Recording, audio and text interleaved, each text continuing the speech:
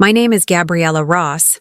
I'm 30 years old, and I just spent the last 4 years quietly paying the mortgage, utilities, property taxes, car payments, insurance premiums, grocery bills, and credit card expenses for 3 adults who spend their days telling me that my career in environmental sustainability consulting is useless hippie nonsense that contributes nothing meaningful to society. Last Saturday, my father Vincent stood up during our weekly family dinner, pointed directly at me in front of my mother Joyce and my sister Melissa, and announced with absolute conviction, "You are the most useless child in this house. Your tree hugger job helps nobody important, while Melissa actually contributes to this family by staying home and keeping things running." Joyce smirked in agreement while Melissa added that my environmental work was basically volunteering for rich corporations who want to feel good about themselves. I didn't defend myself, didn't argue about my 6-figure salary, or the fact that I had been covering every single household expense for 4 years. I simply calculated my portion of the dinner bill, left cash on the table, stood up without saying a word, and walked out into the night while they continued their meal, completely unaware that the family's most useless member was about to stop being useful and let them discover what actual uselessness looks like when mortgage payments bounce and utility companies start disconnection proceedings. I work as Senior Sustainability Consultant at EcoStrategy Partners, a leading environmental consulting firm that helps Fortune 500 companies develop and implement comprehensive sustainability programs, carbon reduction strategies, renewable energy transitions, and circular economy initiatives that reduce environmental impact while improving operational efficiency and brand reputation. My annual compensation is $175,000, including base salary, performance bonuses tied to successful client implementations, and profit sharing from long-term consulting contracts. The position requires sophisticated understanding of environmental science, corporate operations, regulatory compliance frameworks, financial modeling for sustainability investments, and stakeholder communication strategies that convince executives to allocate substantial resources toward environmental initiatives that may not generate immediate financial returns but create long-term value through risk mitigation and market positioning. I manage consulting relationships with 12 major corporate clients across manufacturing, technology, retail, and energy sectors, developing customized sustainability roadmaps that address their specific environmental challenges while aligning with business objectives and shareholder expectations. The work involves conducting environmental impact assessments, analyzing supply chain carbon footprints, designing renewable energy procurement strategies, creating waste reduction programs, and developing sustainability reporting frameworks that meet investor and regulatory requirements. My typical work week involves 65 to 70 hours of client meetings, site visits to manufacturing facilities and distribution centers, data analysis of energy consumption and emissions patterns, strategy presentations to executive leadership teams, and detailed report writing that translates complex environmental science into actionable business recommendations.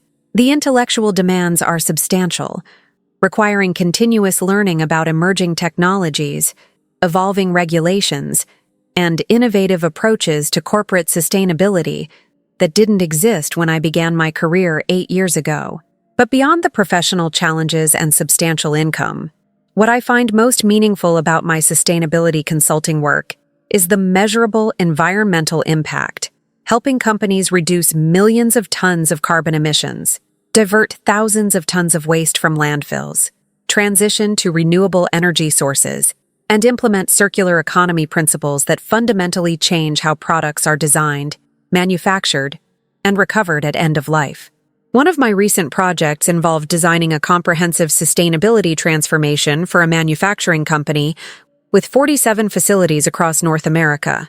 The 3-year program I developed will reduce their carbon emissions by 38%, eliminate 92% of landfill waste through recycling and composting programs, transition 60% of their energy consumption to renewable sources, and redesign their product packaging to use 100% recycled and recyclable materials. The environmental benefits of that single project exceed anything most individuals could achieve through personal lifestyle changes. Yet my family characterizes this work as useless because it doesn't fit their narrow understanding of what constitutes valuable employment or meaningful contribution to society. My father, Vincent Ross, is 58 years old and has been unemployed for 4 years since his small manufacturing business failed due to mismanagement, poor financial planning, and his refusal to adapt to changing market conditions. The business, which produced industrial metal components for construction and machinery industries, had employed 8 people and generated modest revenue during its 15 years of operation, before collapsing under the weight of accumulated debt, outdated equipment, and Vincent's inability to compete with larger manufacturers offering lower prices and more reliable delivery schedules. Vincent had always been proud of his manufacturing business, viewing himself as a real businessman who created tangible products rather than what he dismissively called paper pushing or service work that didn't involve making physical objects. His self-image as a manufacturer made him contemptuous of careers in finance, technology, consulting, and particularly environmental work, which he viewed as unnecessary interference with legitimate business operations. When Vincent's business failed 4 years ago, he was devastated not just financially but psychologically, losing the identity and status he had built around being a business owner and employer. Instead of seeking new employment or adapting his skills to current market opportunities, Vincent retreated into denial and bitterness, spending his days watching cable news, complaining about the economy, and criticizing anyone whose career success highlighted his own failure. My mother, Joyce Ross, is 55 years old and lost her position as retail operations manager at a department store chain 3 years ago when the company restructured their management teams during bankruptcy proceedings. She had worked in retail management for 23 years, advancing from sales associate to store manager to regional operations coordinator before the industry's decline eliminated her position along with thousands of others across the retail sector.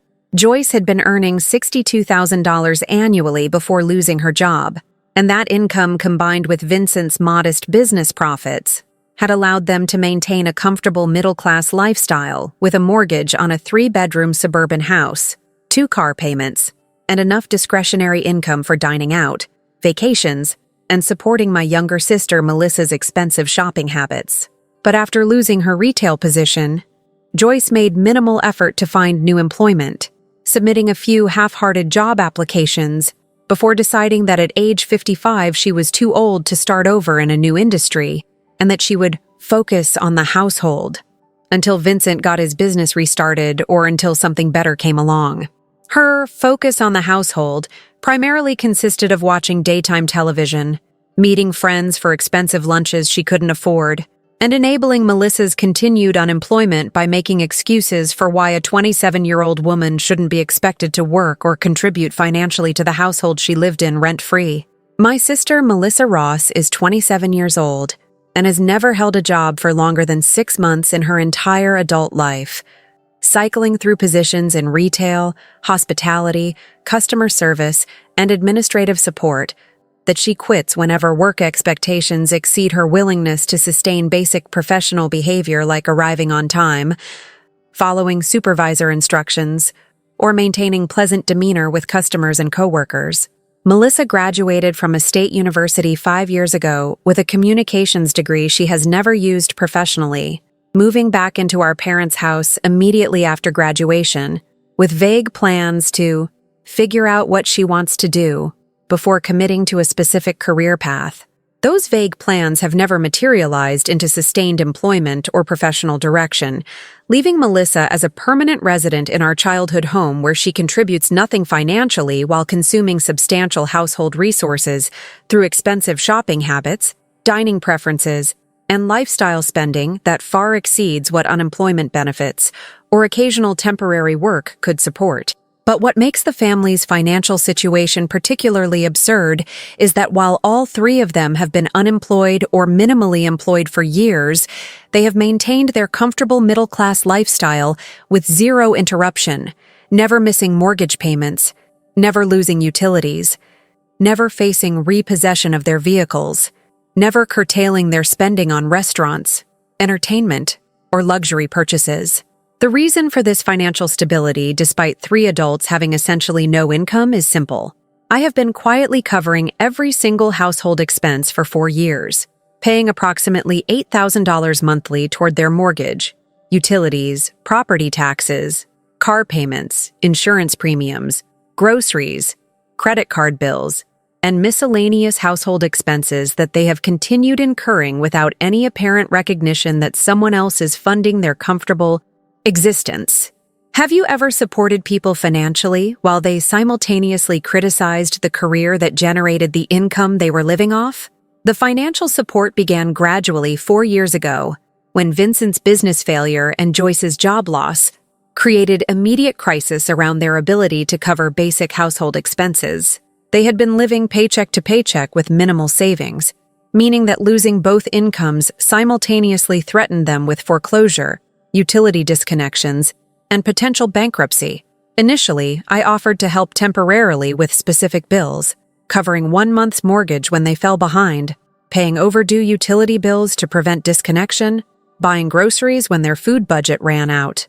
The assistance was presented as emergency support during a difficult transition period while they regrouped financially and found new employment or income sources. But the temporary assistance never became temporary. Vincent never restarted his manufacturing business or found alternative employment. Joyce never pursued new career opportunities with the same determination she had shown building her retail management career. Melissa never transitioned from living at home temporarily to establishing her own independent adult life.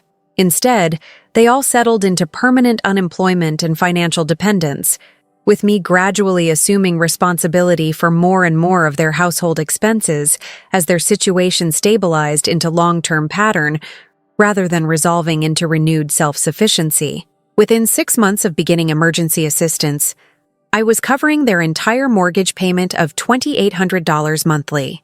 Within a year, I had added utility bills averaging $600, property taxes of $400 monthly, and grocery expenses of approximately $800 for a household of 3 adults who apparently couldn't conceive of reducing spending to match their income level. By the 2nd year, I was also covering both car payments totaling $700 monthly, because Vincent and Joyce had leased new vehicles during their final months of employment and couldn't afford the payments once unemployed. I was paying their car insurance premiums of $350 monthly, their homeowner's insurance of $200 monthly, and increasingly large credit card bills that revealed continued luxury spending, despite their lack of income. The most frustrating aspect wasn't the substantial monthly expenses. My sustainability consulting income was more than sufficient to cover my own living costs, plus their household bills. What was frustrating was their complete lack of appreciation, recognition, or even basic acknowledgement that someone else was funding the comfortable lifestyle they continued enjoying despite being unemployed. They never thanked me for paying their mortgage, never expressed gratitude for preventing their foreclosure, never acknowledged that my financial support was the only reason they could maintain their house, cars, and lifestyle without earning income themselves. Instead, they continued treating me as the family disappointment whose career choice was somehow less legitimate or valuable than Vincent's failed manufacturing business, or Joyce's eliminated retail position, or Melissa's complete absence of employment history. The psychological mechanism that allowed them to simultaneously depend on my income while dismissing my career as useless required extraordinary cognitive dissonance and willful blindness to the financial realities of their situation. They had somehow convinced themselves that my environmental consulting work was frivolous, unimportant, and contributed nothing meaningful, despite the fact that this supposedly useless work was generating the income that paid for literally everything in their lives. Vincent's dismissal of my career was particularly aggressive and personal. He would make comments during family dinners about how environmental consultants were part of the problem with modern business, creating unnecessary regulations and compliance costs that made it harder for real manufacturers to compete. "Companies like the ones you work for are why my business failed," he would say, apparently believing that sustainability requirements rather than his own mismanagement had caused his company's collapse. All these environmental regulations and reporting requirements, they're just ways for consultants to justify their salaries while making it impossible for small manufacturers to survive. His characterization of my work as the cause of his business failure was so absurd that initially I tried to explain that sustainability consulting actually helps companies improve efficiency and reduce costs while meeting regulatory requirements. But Vincent wasn't interested in understanding the actual nature of my work. He needed to blame external factors for his failure, rather than accepting responsibility for poor management decisions. Joyce's dismissal of my career was more subtle, but equally invalidating. She would describe my job to friends and relatives as, "Gabriella does some environmental work for companies," in a tone that suggested it was a hobby or volunteer activity, rather than a professional career with substantial income and meaningful impact. When people asked follow-up questions about what kind of environmental work I did, Joyce would wave her hand dismissively and change the subject, rather than acknowledging that I held a senior consulting position at a respected firm working with Fortune 500 companies on multi-million-dollar sustainability transformations. Her inability to describe my actual professional achievements revealed that she either didn't understand my career or didn't want to acknowledge its legitimacy, because doing so would highlight the absurdity of 3 unemployed adults depending financially on someone whose work they characterized as useless. Melissa's mockery of my career was the most openly contemptuous. She would refer to my work as my tree hugger job, and make exaggerated comments about how I was saving the planet one corporate boardroom at a time, while real people dealt with actual problems. "Must be nice to get paid for telling rich executives to feel good about themselves," she would say when I mentioned work projects or client meetings. "Some of us have to worry about actual employment, instead of playing environmental superhero for corporations." The irony of an unemployed 27-year-old who lived at home without paying rent or contributing financially while mocking the career of the person funding her lifestyle was apparently lost on Melissa. She seemed genuinely to believe that her criticism was legitimate, rather than recognizing it as projection from someone who contributed nothing while depending entirely on the income she was disparaging. But the psychological disconnect between their financial dependence and their professional contempt reached its peak during our weekly family dinners, which had become increasingly uncomfortable as I realized the full extent of their ingratitude and delusion about our actual family dynamics. Have you ever sat through family meals where people who depend entirely on your income spent the entire time criticizing the career that generates that income? The weekly family dinners had been a tradition since my teenage years, originally serving as opportunities for Vincent and Joyce to stay connected with their daughters' lives and maintain family cohesion despite busy schedules and competing demands. The tradition had continued into our adulthood, with me driving to their suburban house every Saturday evening for dinner that Joyce would prepare while we caught up on the week's events and maintained family relationships. But over the 4 years since I had begun funding their household expenses, these weekly dinners had transformed from pleasant family gatherings into uncomfortable performances where Vincent, Joyce, and Melissa would criticize my career, mock my professional achievements, and generally treat me as the family disappointment while I sat silently funding every aspect of the comfortable lifestyle they were enjoying.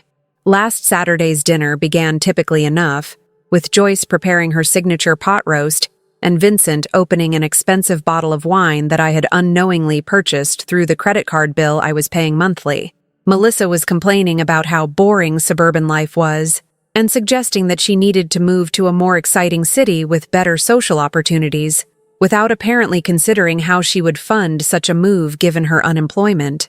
The conversation turned to my work when Joyce asked casually about my week, a question that was typically followed by dismissive responses to whatever I shared about client projects or professional developments.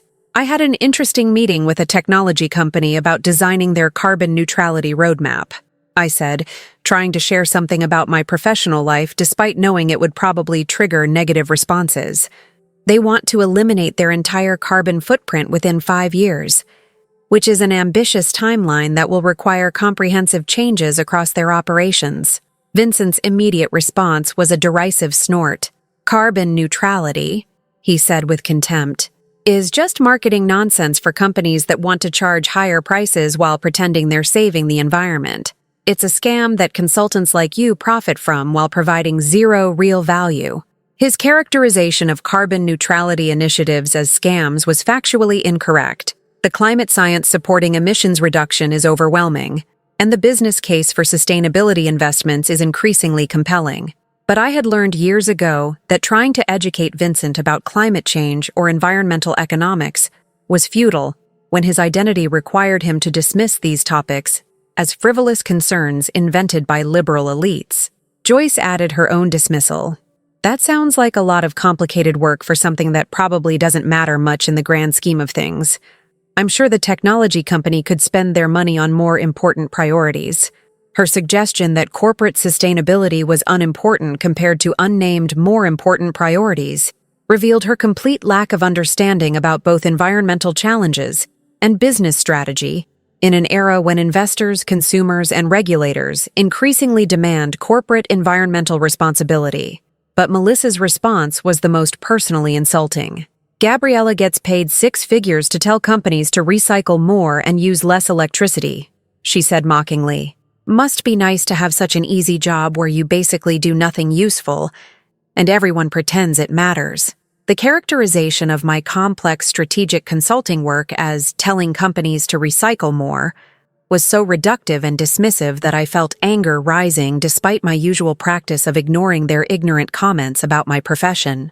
My work involves comprehensive analysis of corporate operations, supply chains, energy systems, and business processes to identify opportunities for emissions reduction and resource efficiency, I said, trying to explain the actual sophistication of sustainability consulting.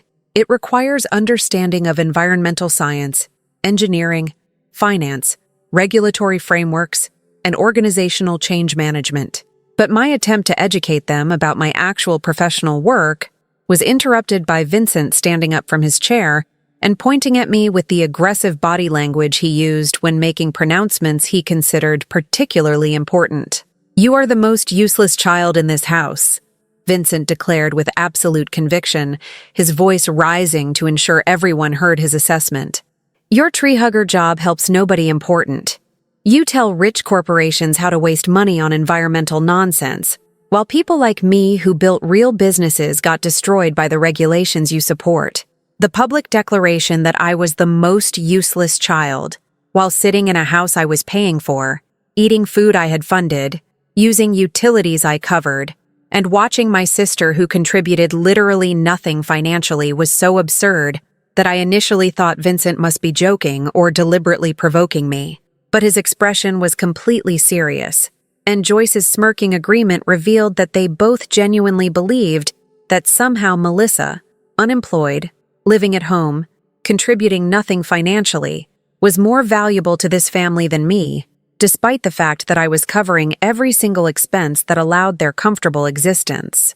"Melissa actually contributes to this family," Vincent continued, apparently believing his assessment required elaboration. "She helps around the house, she keeps your mother company. She's available when we need assistance with errands or household tasks. What do you contribute besides showing up once a week to judge our lifestyle choices while you work your pointless environmental job? Have you ever listened to someone describe another person's contributions as more valuable than yours while that other person contributed nothing and you were funding everything?" Vincent's characterization of Melissa's contributions, keeping Joyce company and being available for errands, as more valuable than my financial support, that literally prevented their foreclosure and maintained their entire lifestyle, revealed such profound delusion that I finally understood there was no point in defending myself or explaining the reality of our family's financial dynamics. These people had convinced themselves that the person paying for everything was useless while the person contributing nothing was valuable. They had created a complete inversion of reality that allowed them to maintain their self-esteem despite being entirely dependent on the income they were simultaneously dismissing as worthless. Joyce's smirking agreement with Vincent's assessment made her complicity clear. She wasn't objecting to her husband publicly declaring their daughter useless. She was enjoying the moment of putting me in what they apparently considered my proper place within the family hierarchy. "Gabriella thinks she's so successful with her fancy consulting job," Joyce added, But Melissa is the one who actually understands what family means and how to prioritize relationships over career ambitions.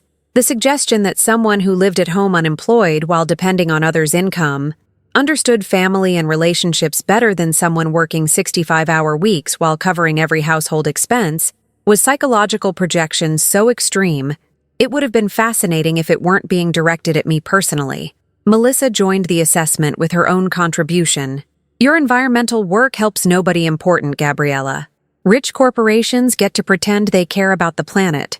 Consultants like you get paid to enable their virtue signaling, and nothing actually changes. At least I'm honest about not pretending my life is meaningful. You're delusional enough to think your tree hugger job matters. The claim that my work helping companies reduce millions of tons of emissions helps nobody important, while Melissa's unemployment and complete financial dependence was somehow more honest or valuable, revealed that all three of them had constructed an elaborate shared delusion that protected them from confronting the reality of their situation. I sat there listening to them explain why I was the family's most useless member, why Melissa contributed more despite earning nothing, why my career was pointless despite generating the income that funded everything they owned. And I realized that there was absolutely no point in defending myself or explaining reality to people who were this committed to their delusion. So instead of arguing or listing every bill I paid or pointing out that they would lose everything within weeks without my useless income, I simply calculated my portion of the dinner cost, pulled out my wallet, and placed $35 on the table to cover my share of the meal I had barely touched. Vincent, Joyce, and Melissa watched in confusion as I stood up from the table without saying a word, picked up my purse and coat, and walked toward the front door while they continued sitting at the dinner table with their expensive wine and their pot roast and their complete ignorance about what was about to happen. "Where are you going?" Joyce called after me, apparently surprised that I wasn't staying to continue being insulted and dismissed by people I was supporting financially. "We haven't finished dinner yet." But I didn't answer or explain or defend myself. I just walked out the front door, got in my car, and drove away from that house for what would be the last time, finally understanding that people this delusional about our family's financial dynamics could only learn reality through experiencing it directly. I checked into a hotel downtown and spent the evening implementing a comprehensive financial separation plan that would teach my family exactly what useless looked like when the supposedly valueless person stopped providing the value they had been taking completely for granted. The first action was canceling all automatic payments from my bank accounts to their household expenses. The mortgage payment scheduled to process in 3 days was canceled. The utility bill payments set to draft weekly were stopped. The property tax payment scheduled for next month was eliminated. The car payment authorizations were revoked. The insurance premium automatic drafts were canceled. Every single automatic payment, scheduled transfer, and recurring bill that had been keeping their household financially stable for 4 years was systematically canceled through my banking app, while I sat in that hotel room eating room service and finally feeling the weight lift that I hadn't realized I was carrying. The second action was removing myself from all joint accounts, shared credit cards, and family billing arrangements that gave them access to my financial resources. I called credit card companies to remove myself as authorized user on accounts where Joyce or Melissa were primary holders. I contacted the mortgage company to clarify that I was not a borrower and should not be contacted about payment issues. I notified utility companies that I was no longer financially responsible for the property and they should contact the property owners directly about billing. The comprehensive financial separation took 3 hours of phone calls, online account changes, and documentation of my removal from every billing relationship that had connected my income to their expenses. The third action was blocking their phone numbers, email addresses, and social media accounts to prevent them from contacting me when they inevitably discovered that their bills were going unpaid and their comfortable lifestyle was collapsing around them. I didn't want to hear their panic, their excuses, their demands for explanations, or their attempts to guilt me into resuming financial support. They had called me the most useless child while I funded their entire existence, and now they could experience what actual uselessness looked like when the useful person disappeared. The final action was texting my attorney, Marcus Sterling, who handled my personal legal matters and estate planning, to inform him that I had severed financial relationships with family members and wanted to ensure no legal obligations connected me to their potential financial catastrophes. Marcus, I've terminated all financial support for family members who have been depending on my income, I wrote in my late-night text. I want to confirm that I have no legal liability for their debts, mortgage payments, or financial obligations. They're about to face serious financial crisis, and I need to ensure they can't create legal claims against me for refusing to continue supporting them. Marcus responded within 20 minutes despite the late hour. You have no legal obligation to support adult family members financially, regardless of past patterns. I'll review all your account separations tomorrow to ensure clean breaks. You're making a healthy decision to stop enabling their dependence. His reassurance that I had no legal obligation to continue funding adults who mocked the income they were consuming allowed me to sleep peacefully that night for the first time in years, knowing that Vincent, Joyce, and Melissa were about to learn an expensive lesson about confusing the provider with the burden. Have you ever felt profound relief when you finally stopped supporting people who treated your contributions as worthless while depending completely on those contributions? The consequences of my financial withdrawal began manifesting within 72 hours when the mortgage payment that should have automatically processed on Tuesday morning bounced due to insufficient funds in Vincent and Joyce's account that no longer had my supplementary transfers maintaining positive balances. The mortgage company's automated system generated immediate notification to the property owners that their payment had been declined and that they needed to provide alternative payment within 5 business days to avoid late fees, penalties, and potential foreclosure proceedings. But the mortgage bounced payment was only the first indicator of the comprehensive financial collapse that was beginning as every automatic bill, scheduled payment, and recurring expense that had been covered by my income simultaneously stopped processing. The utility company sent disconnection notices for electricity, gas, and water services when the automatic payments scheduled for Wednesday were declined. The notices warned that services would be terminated within 7 days if payment wasn't received, and that reconnection would require substantial deposits plus late fees. The car financing companies sent overdue notices when Thursday's scheduled payments failed to process, warning that vehicles would be repossessed if payments weren't brought current within 30 days. The insurance companies sent policy cancellation notices when Friday's premium payments were declined, warning that coverage would be terminated and vehicles would become legally uninsurable. The credit card companies sent over-limit and declined payment notices when the large balances that had been accumulating, charges for groceries, dining out, shopping, entertainment, and general lifestyle spending, could no longer be paid through my supplemental account transfers. By Saturday morning, exactly 1 week after Vincent had declared me the most useless child in the house, my blocked phone was showing 44 missed call attempts from Joyce's number, 17 from Vincent's number, and 33 text messages that I couldn't read, but could see preview lines suggesting panic, confusion, and eventual anger about my disappearance and their suddenly collapsing financial situation. The progression of their messages based on preview lines I could see told the story of their dawning realization.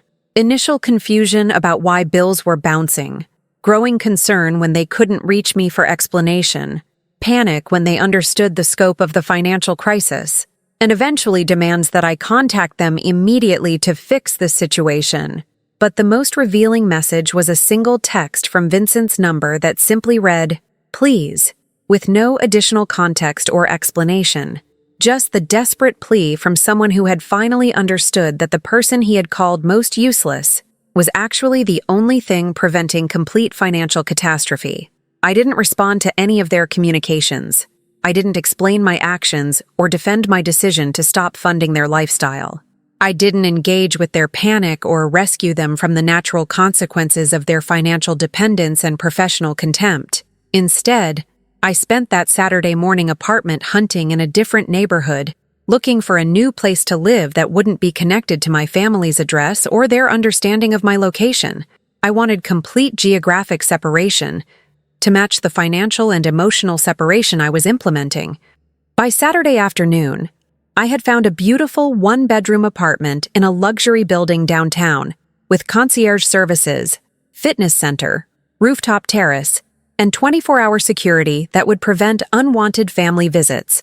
The apartment cost $2,200 monthly, significantly less than the $8,000 I had been spending on my family's household expenses, leaving me with substantial additional disposable income to invest, save, or spend on my own priorities. I signed the lease immediately, provided first month's rent plus security deposit, and scheduled movers to transfer my belongings from storage, where I had been keeping most of my possessions, because Vincent and Joyce's house didn't have space for me, since Melissa occupied the larger bedroom I had grown up in.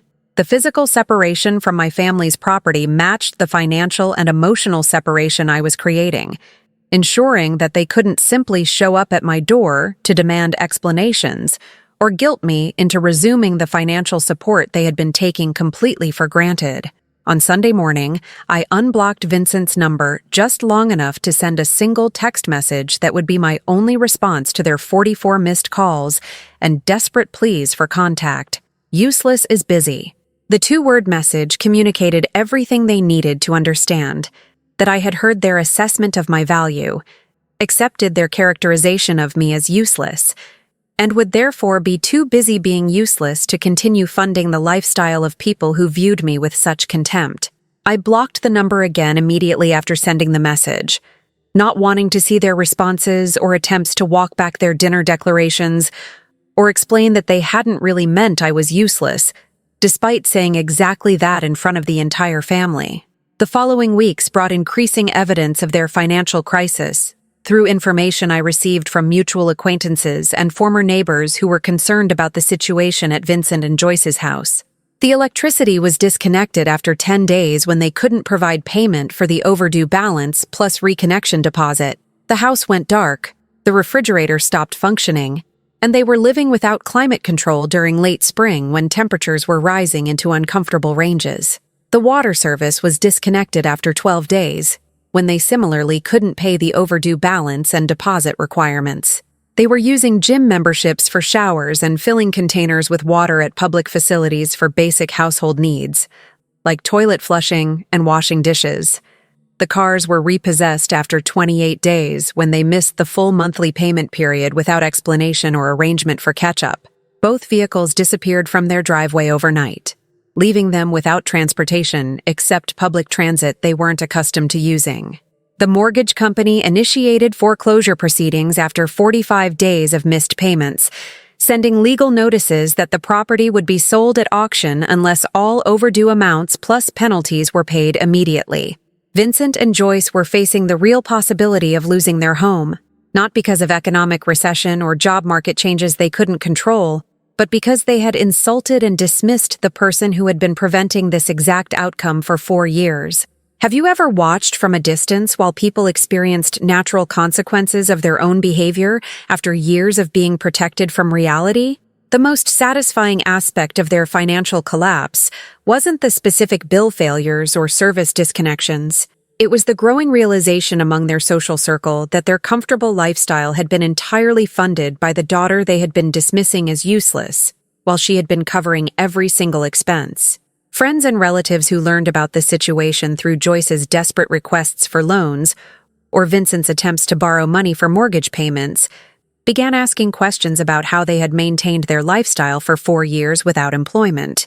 The answers revealed that I had been their financial support system, a fact that Vincent and Joyce had apparently never mentioned during the years when they were living comfortably on my income. "Wait, Gabriella has been paying your mortgage for 4 years?"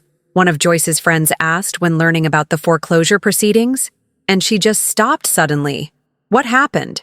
Joyce's explanation, that I had abandoned the family without explanation and stopped caring about family relationships, was immediately questioned by people who knew me as responsible and caring, leading them to suspect that there was more to the story than Joyce was revealing.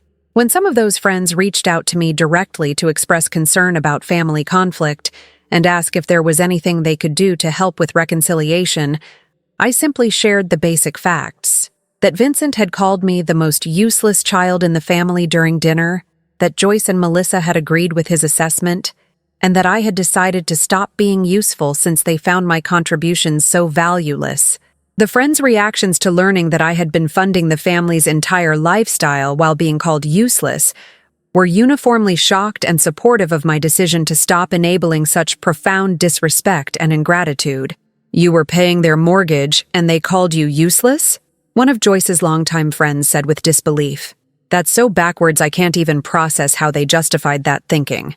The spreading awareness of the actual family dynamics created social pressure on Vincent and Joyce beyond just the financial crisis. They were facing not only potential homelessness, but also social embarrassment as their friends and relatives learned that they had been completely dependent on the daughter they had been openly dismissing as worthless. 2 months after I walked out of that family dinner, I received a letter at my attorney's office. Apparently, they had figured out they could potentially reach me through official legal channels, even though my personal contact information was blocked. The letter was from Vincent, handwritten on notebook paper, asking me to meet with them to discuss our family situation and find a path forward that works for everyone involved. The tone was conciliatory rather than demanding, suggesting that their financial crisis had humbled them, at least temporarily, into recognizing they couldn't simply command my return to funding their lifestyle. But the letter's language revealed that they still hadn't fully accepted responsibility for their behavior. Vincent wrote that he may have been too harsh during our last dinner, and that perhaps I didn't fully appreciate your contributions to helping the family during our difficult transition period. The characterization of 4 years as a transition period, and the suggestion that he had simply been too harsh, rather than fundamentally wrong about my value, revealed that Vincent was still minimizing both his contempt and my substantial financial support. I didn't respond to Vincent's letter. I didn't agree to meet with them to discuss our family situation.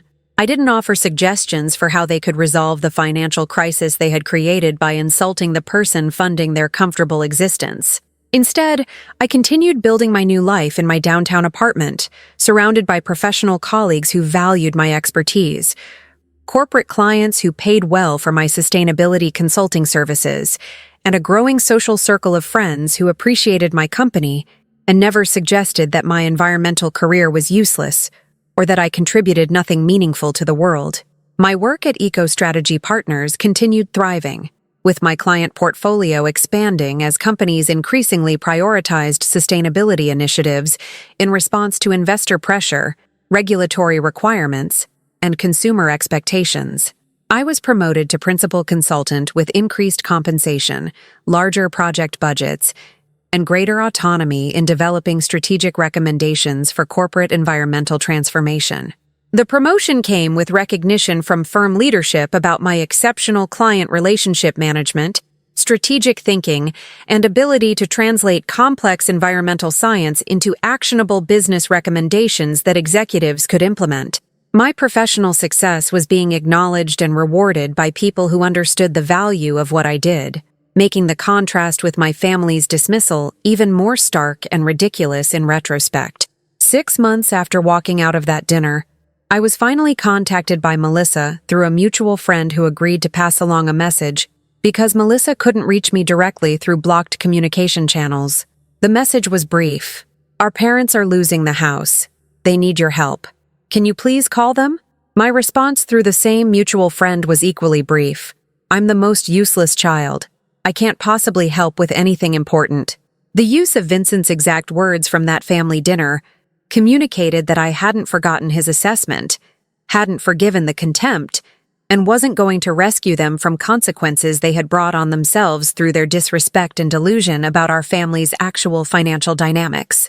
3 months later, Vincent and Joyce's house was sold through foreclosure auction, with proceeds applied to their overdue mortgage balance, unpaid property taxes, and legal fees associated with the foreclosure proceedings.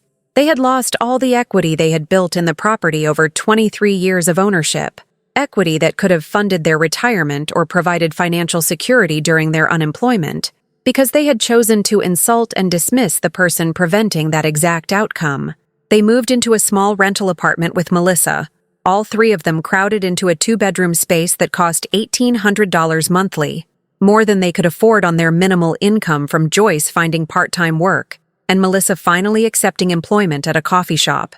The financial pressure of actually having to cover their own expenses with their own limited income forced changes they had avoided for years. Vincent finally accepted that his manufacturing business was never going to restart and began seeking regular employment. Joyce increased her work hours despite her previous claims that she was too old to start over. Melissa maintained her coffee shop job longer than she had held any previous position because losing it would mean being unable to afford her share of their cramped apartment rent. The adults who had spent years living comfortably without working because I was covering all their expenses were finally experiencing what most adults face: the necessity of earning enough income to cover their own living costs without someone else subsidizing their lifestyle. 1 year after walking out of that family dinner, I received a final attempt at contact. A letter from Joyce sent to my attorney's office asking if I would consider meeting with her alone without Vincent or Melissa present.